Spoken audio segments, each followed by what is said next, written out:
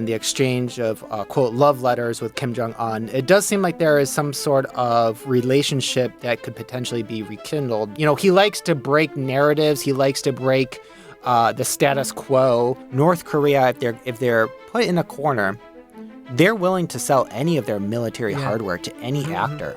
You're expert. Hello, I'm Jae Park from Radio Free Asia. Today we invited Professor Benjamin Yang. He's a researcher, writer, and professor specializing in North Korea. Right now he's at RAN Stenson Center Nuclear Security Fellow. So welcome to the show, Professor. Thank you for having me. I really appreciate it. So we will talk about North Korea policy, possible North Korea policy from new Donald Trump administration. What do you think new Donald Trump administration's North Korea policy will be? Kim Jong-un, they're tough guys out there. They're tough and they're smart and they're streetwise and they're at the top of their game. Do you think the conversation will begin between U.S. and North Korea? It's a good question. I will say that I don't think North Korea is a first priority for Donald Trump and the incoming administration. Much more pressing issues for the Trump administration, namely the Ukraine war, as well as the crisis in the Middle East. But, you know, Donald Trump has a kind of unfinished business with Kim Jong-un. Yes. After the Singapore and Hanoi summits and the exchange of, quote, love letters with Kim Jong-un. And I just received a beautiful letter from Kim Jong-un, and I think the relationship is very well, but I appreciated the letter. It does seem like there is some sort of relationship that could potentially be rekindled between Donald Trump and Kim Jong-un. And I think that, you know, during the Biden administration, there wasn't a whole lot of dialogue. There was no diplomatic breakthrough. And I think Donald Trump represents kind of a unique figure in American politics. There's no need to feel down, I said, young man. And he also represents a very unique figure in U.S.-North Korea relations. So he mentioned he boasted his relationship with Kim Jong-un, and he said it is good things to get along with the people who has a lot of nuclear weapon. Let's think about North Korea's perspective. So do you think they wanted to have a conversation with Donald Trump? Yes. North Korea is very different than it was during the first Trump administration. Take, for instance, North Korea's relationship with Russia. It's very close now. There's 10,000 North Korean troops fighting on the Russian side against the Ukrainians. Mm-hmm. In addition, North Korea, they've accelerated their nuclear development program. They have sophisticated their missile delivery systems. Yes. And they've even codified the nuclear doctrine into their constitution. You really can't talk about North Korea without talking about South Korea. Mm-hmm. And under Kim Jong-un in the last year, North Korea's policy towards South Korea has had a huge transformation. Yeah. That they have labeled South Korea as a foreign hostile enemy. That is a dramatic revision to long-standing North Korea's inter-Korean policy. He mentioned it a lot in campaign trail. He wanted something out of it from North Korea, right? So what do you think of his perspective to have, what can he gain from North Korea? Donald Trump on the campaign trail talked about the power of nuclear weapons. Yes. And it's something that when you listen to him, he really talks about it as a existential threat. It's an existential threat. Existential. Now, the threat is weaponry.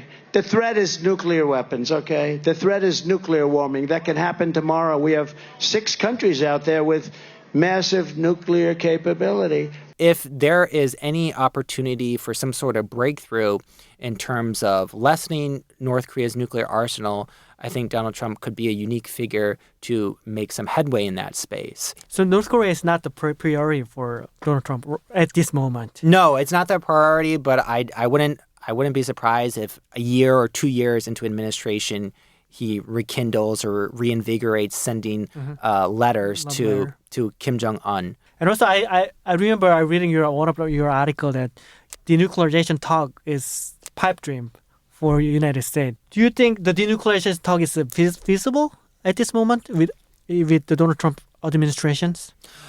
North Korea has estimates of around 40 to 60 to upwards of even 80 North Korea nuclear bombs. They've also constitutionalized nuclear weapons. They've enshrined it. I think it's the first country in the world that has nuclear weapons enshrined in their national constitution. Mm-hmm. That's remarkable. It also tells us that they are not going to give up their nukes anytime soon.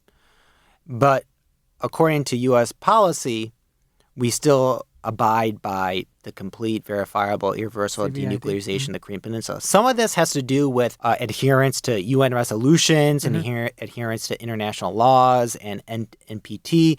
Most American pundits and watchers of North Korea know that North Korea will never give up their nukes. Yeah. And I think we should get to the reality of the situation and understand North Korea as it is, not as we want it to be. I think we always want North Korea to be something that it isn't. We want it to be this.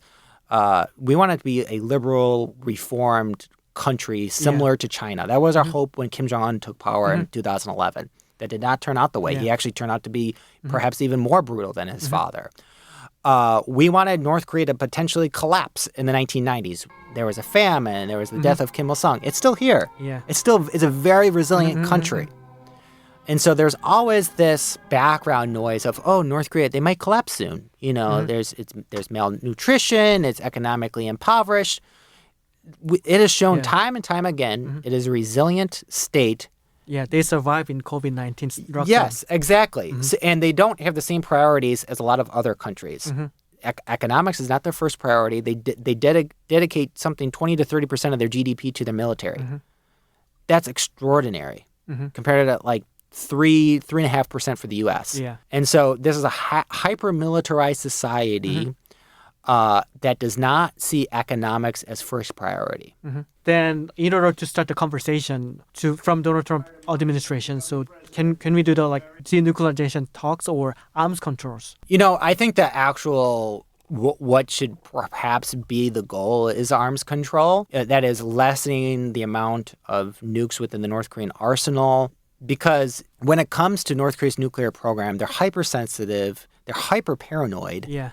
And so you have to frame it in a way that makes sense to the regime and understand, first of all, they're not going to give these up and that this is a country that's not going to collapse anytime soon. The best way forward is to do some sort of phased, gradual approach to lessening the amount of nuclear weapons in their control because getting to zero is not going to happen anytime soon. Yeah. And so, you know, if your theory is the less nukes in the world, the safer, then you have to start somewhere. And just wishing for the utopian pretense of total nuclear disarmament of North Korea is a non-starter. And so you also have to worry about, you know, North Korea, if they're put in a corner, they're willing to sell any of their military hardware to any actor. You're an expert on that, right? Yes, yeah. So I wrote a book on North Korea's relationship with countries in the global south. We know that North Korea tried to help the Assad regime build a nuclear reactor in the desert. We also know that North Korean military specialists have worked with